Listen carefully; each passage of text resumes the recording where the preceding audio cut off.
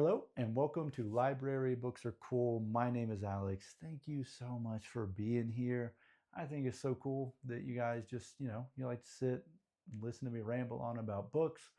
I enjoy just talking to you guys in the comments. I love to see what you guys have to say, starting that conversation. I think it's so much fun. So, um, anyway, let's just jump right into it. Today is also going to be something a little bit different. We're going to do a book tag, the seriously well-read book tag that I was tagged by my buddy Mike at Bibliophile Reads. And I am telling you, if for some reason you watch my videos but you don't watch his, jump on board. Go to his page, subscribe to him, watch all of his videos. He is one of the greatest people that I've come to know in this community. So Mike, I know you are watching. Thank you. Thank you so much for everything that you've done, man. You are a super great guy. So the seriously well-read book tag. Now, I apologize. I have not gotten to the one that Alex's Archives tagged me in.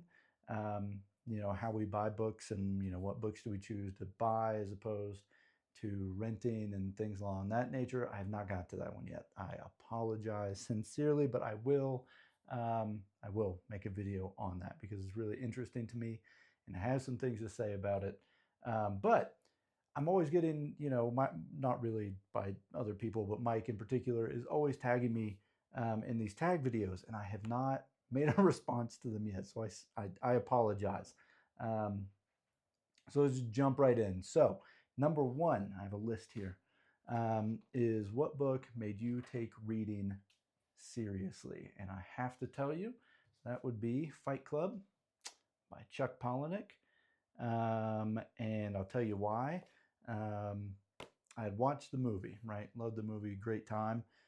But once I actually got into reading for fun after high school, this was the very first book I actually picked up, I think. I could be wrong on that, but if not, it's super close. And this book made me fall in love with reading. It made me fall in love with Chuck Palahniuk. And I've read easily the most books by him than any other author. So Fight Club made me take reading far more seriously in my life and encouraged me to continue to pick up books. And if you have not read it, what is wrong with you? Go read it like right now. It's like super short, 212 pages, and I guarantee you, once you read it, once you start it, you'll finish it in like a day. So anyway, all right, next question. We have, what book did you pretend to understand? I had no idea. I don't think that there's a book that I pretended to understand, because whenever I don't understand a book, I usually say I have no idea what the heck is going on. I'm not really afraid to admit that. So I don't really have an answer for that one. I'm not too sure. What books are on your required reading list? Okay, this is a really fun one for me. So two of them I have read, one of them I have not. So the very first book that I think every single human on this planet should read is The Count of Monte Cristo. And I will tell you why. This is the greatest book that I've ever read in my life. And it is gigantic. It is very intimidating, but I promise you, once you get to reading it, it does not feel this big. It is a super easy read, I promise.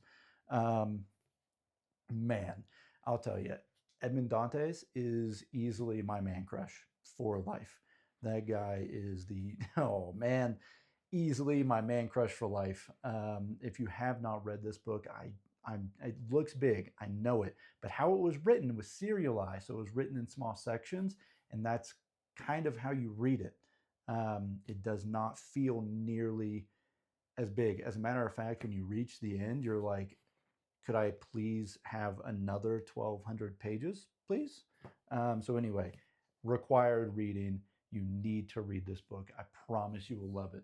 I don't care what genre you're into, you will love this book. The second book is actually 4 books, and that is the Lord of the Rings trilogy by Tolkien And I promise you, if you have not read it, I don't care what genre you like, I don't care what you enjoy, you will love this book. You will love The Hobbit. I'm actually going to be reading the Silmarillion. That is on my list to read soon. But yeah, The Hobbit, Lord of the Rings. Obviously, I think you'd be hard pressed to find somebody who has not seen the movies. Books are 10 times better. I promise you, you will love this book. And I think, again, every single person on earth should read this book. And then lastly is this chunk right here. That would be War and Peace by Leo Tolstoy. This is on my list. I have not read this book, and I'll tell you why I haven't read it yet. I have not read this because I read Anna Karenina, and I kind of hated it a little bit.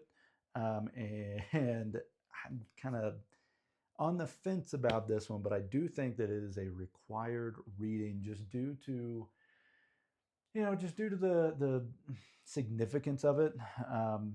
Obviously it's one of the biggest books ever, but there's so many characters. There's so much depth to this book, from what I hear anyway. But I think that this should be a book that should be required for a person in order to be, if you're considering well-read and what books you throw onto a required reading list, I think this should be one of them. I think it has a lot of significance in literature. So haven't read it yet, but definitely intend to. Okay, those three chunks are out of the way. Let's get to the next one. What author have you been avoiding? And I've been avoiding this book for a very long time. It is not this one. That would be Thomas Pynchon. And in particular, this book right here, Gravity's Rainbow. I've heard some tales about this book. It is very scientific. It goes very heavily into mathematics and chemistry and all that really smart mumbo jumbo that I know absolutely nothing about. So I think that this is going to be a very difficult read, but I want to read it. I'm very eager to jump into it, but I'm very hesitant and a little bit scared, a little bit timid. But yeah, Gravity's Rainbow, Thomas Pynchon, is easily the #1 book and author that I have been avoiding for a very long time. There's a companion read with this. It's a little, book that goes along with this one that I might get to go along with it. I'm not too sure. I'll keep you updated. But yeah, Gravity's Rainbow, Thomas Pynchon. All right. What's the hardest book you've ever finished? What is? I don't know. I don't know what the hardest book I've ever finished is. Monte Cristo was the longest, but it wasn't necessarily hard. 1Q84 was also very long, but that wasn't very hard. Maybe Wuthering Heights, once I started getting back into reading, it was the first one that I kind of jumped into and it was my first classic literature book. So maybe that one. And it's not really difficult, but I think it was just my first classic literature book. And I had never read anything of that sort before. So I think maybe that might fall into that category, I guess. Yeah, so maybe Wuthering Heights.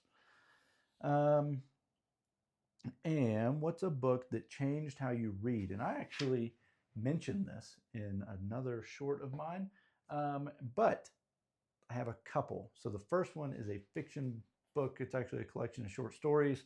That is Jesus' Son by Dennis Johnson. And let me tell you something. Read these stories. Oh my God, I love them. I love them so much. I've read this book twice, and I want to go back into it a third time here very soon. But yes, Jesus' Son by Dennis Johnson changed how I read short stories, changed how I write short stories. I think I might have messed you up there a little bit. Sorry. So I don't know what it is, man, but this book it changed my view on reading. It changed, honestly, how I read stories.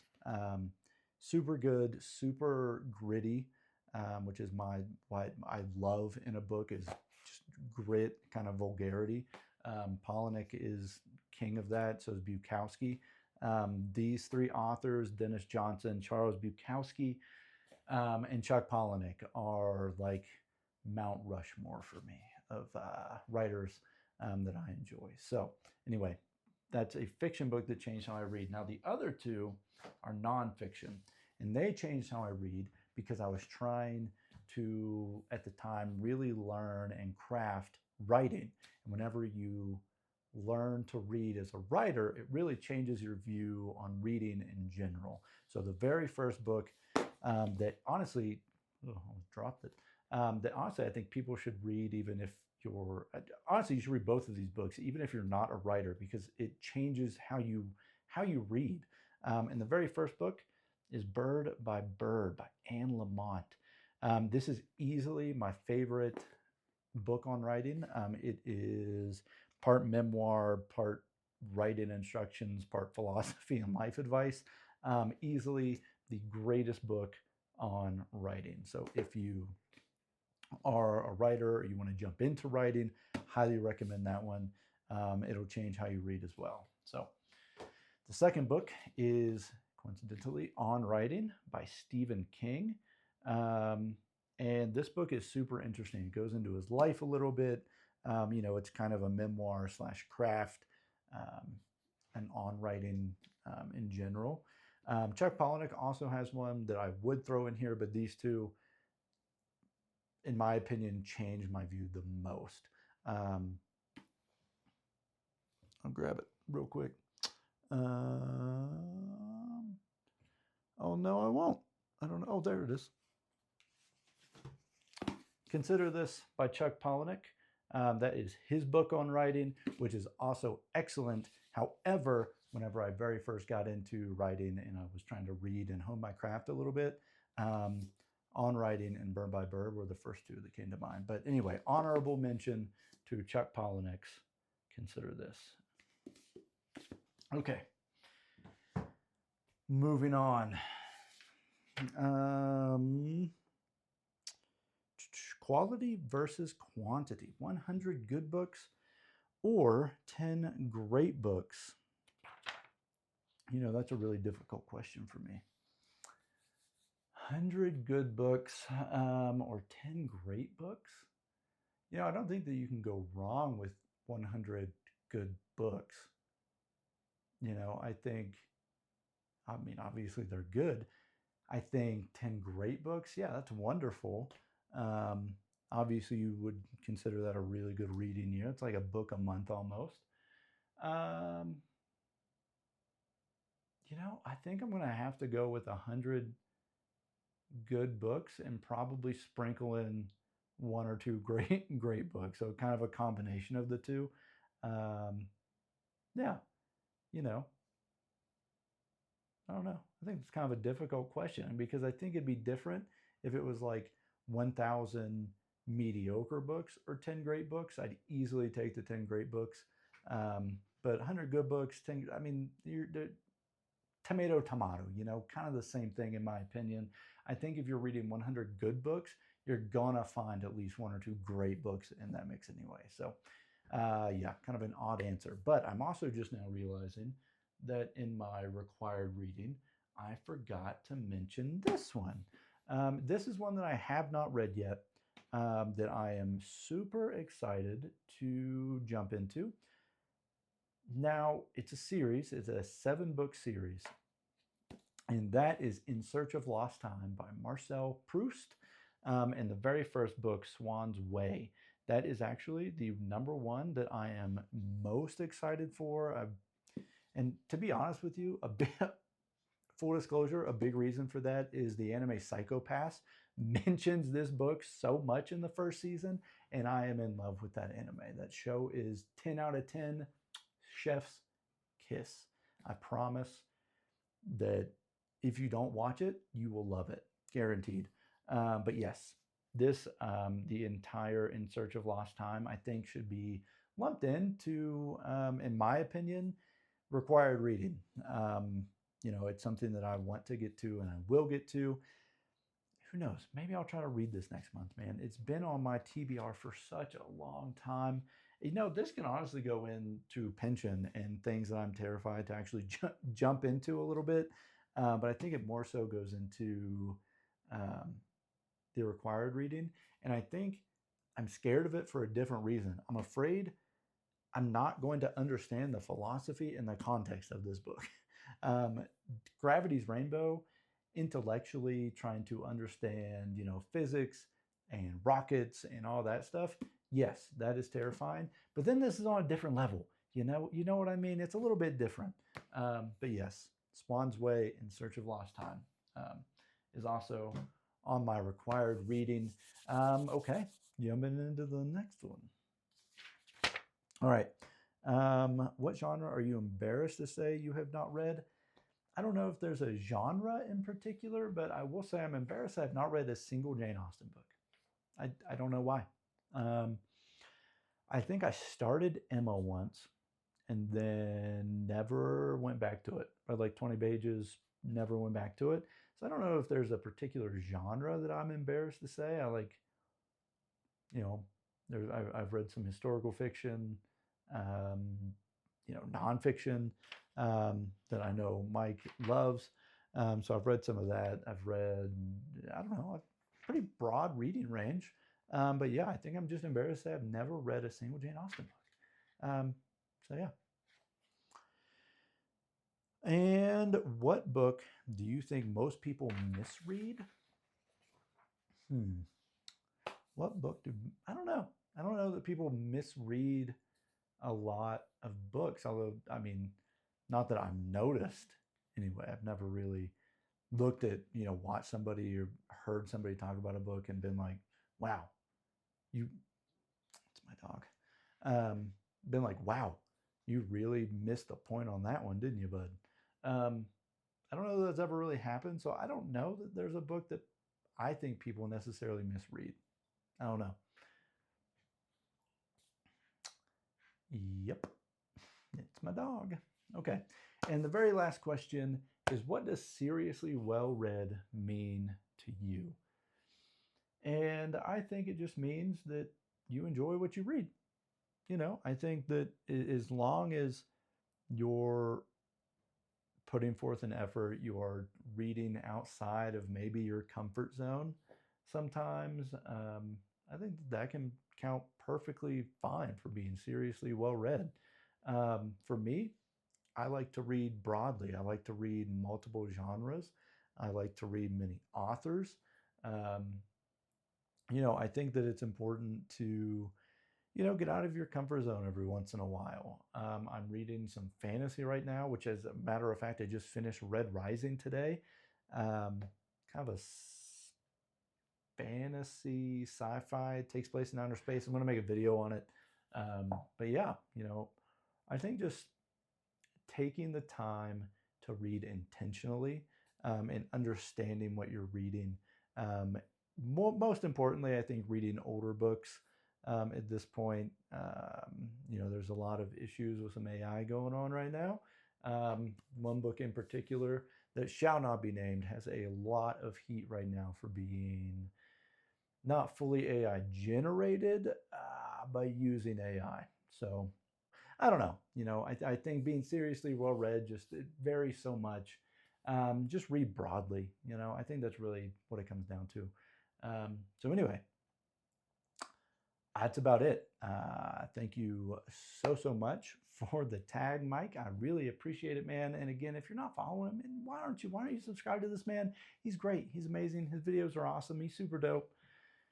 Jump on board. Go check out his videos.